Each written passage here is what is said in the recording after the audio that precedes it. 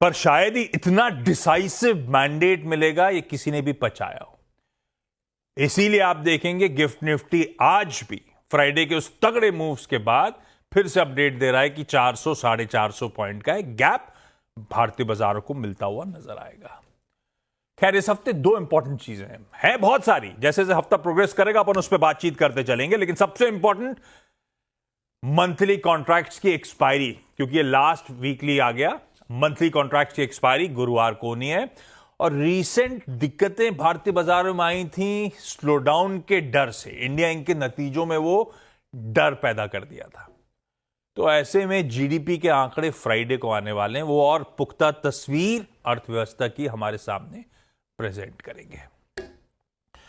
खैर हॉर्मास बगल में बैठे हैं, ग्लोबल मूड उनसे जानेंगे। खैर आज हम ज्यादा तो अपने डोमेस्टिक संकेतों पर रिएक्ट कर रहे होंगे, लेकिन फिर भी ग्लोब इंपॉर्टेंट है।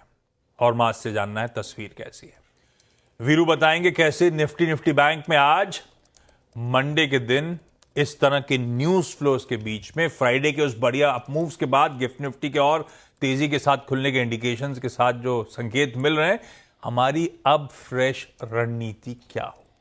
और हर्षदा भी जुड़ेंगी जो सारे इंपॉर्टेंट स्टॉक्स इन न्यूज अपने सामने प्रेजेंट कर देंगी। लाइए भाई, पहले गिफ्ट निफ्टी तो दिखाई दिया है। गिफ्ट निफ्टी में खैर हमारे डोमेस्टिक संकेत ज्यादा रीजन है, क्योंकि बहुत बढ़िया मैंडेट मिला है, बाजार के लिहाज से बहुत बढ़िया मैंडेट मिला है सैटरडे को। एशियन पियर्स, लेकिन ग्लोब अच्छा है। एशियन पियर्स आपकी स्क्रीन पर आएंगे, मिला जुला कामकाज जरूर हो रहा होगा, लेकिन फ्राइडे को यूएस के बाजार फ्लैट से 1% मजबूत थे। हम डाइजेस्ट करके गए थे 1/3 से आधे % का दबाव फ्यूचर्स में।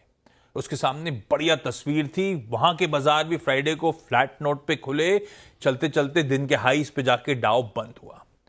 और आज सुबह के फ्यूचर्स तीनों बेंचमार्क्स आधे % की और मजबूती दिखा रहे हैं। ग्लोब का हैंडओवर सपोर्टिव और जो वीकेंड के इंपॉर्टेंट क्यूज थे कंड्यूसिव। यह है कहानी। हॉर्मास गुड मॉर्निंग, क्या हालचाल आपके और कैसा मूड? गुड मॉर्निंग आशीष, और आपको भी वेलकम बैक। और क्या दिन चुनाया आपने वापस आने का। और आज वैसे तो ग्लोबल क्यूज जैसे सपोर्टिंग रोल अदा करने वाले हैं, जबकि जो हीरो का कैरेक्टर है वो हमारे बाजार अपने डोमेस्टिक क्यूज ही प्ले करेंगे। मगर हाँ, शुक्रवार का सेशन अच्छा रहा अमेरिकी बाजारों के लिए। डाउ जोन्स ने एक और रिकॉर्ड हाई बनाया। तीसरे दिन की लगातार तेजी देखने मिली हमें वहाँ। S&P 500 में 5वें दिन की तेजी देखने मिली हमें।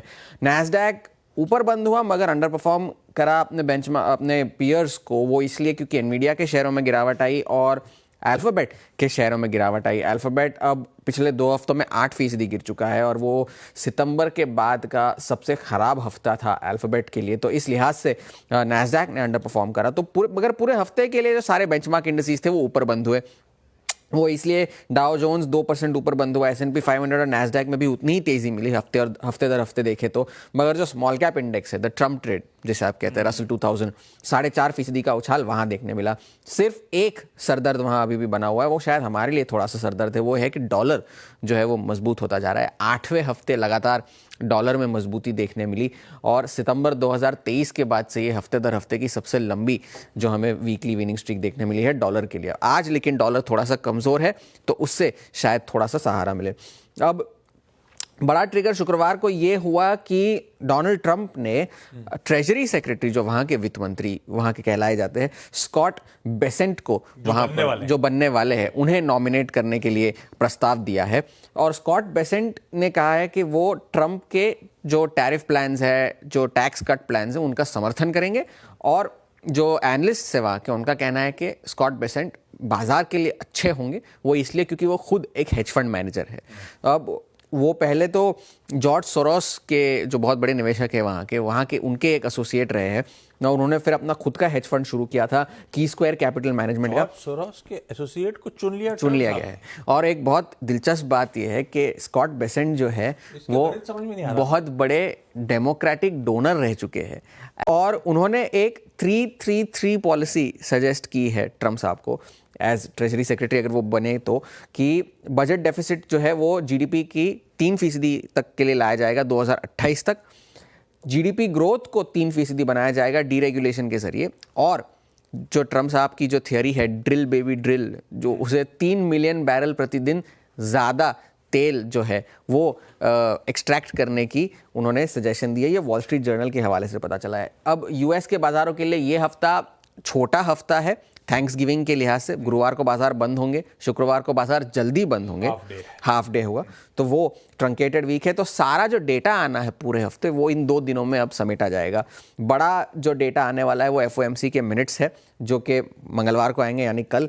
मेसीज, नॉर्डस्टॉर्म, वो सारे जो कंज्यूमर ओरिएंटेड स्टॉक्स है उनके नतीजे आएंगे। पिछले हफ्ते मिले जुले नतीजे थे, टारगेट के नतीजे खराब थे, वॉलमार्ट के अच्छे थे। कंज्यूमर कॉन्फिडेंस का डेटा आएगा। इनिशियल जॉबलेस क्लेम्स भी बुधवार को आएंगे इस बार, गुरुवार को आने के बजाय। और जो फेड जो एक बहुत इंपॉर्टेंट डेटा जो देखता है, पीसीई जो पर्सनल कंजम्पशन एक्सपेंडिचर डेटा है, वो आएगा बुधवार को, तो उस पर नज़र होगी। फिलहाल के लिए फेड के ऑड्स जो है अगले महीने की मीटिंग के लिए 25 बेसिस पॉइंट्स का जो कट है उसके ऑड्स 50-50 है। तो आज हैंडओवर सपोर्टिव है। एशिया के बाजार भी ठीक ठाक ही कर रहे हैं। सपोर्टिंग रोल होगा मगर मेन रोल तो हमारे डोमेस्टिक क्यूज ही होंगे।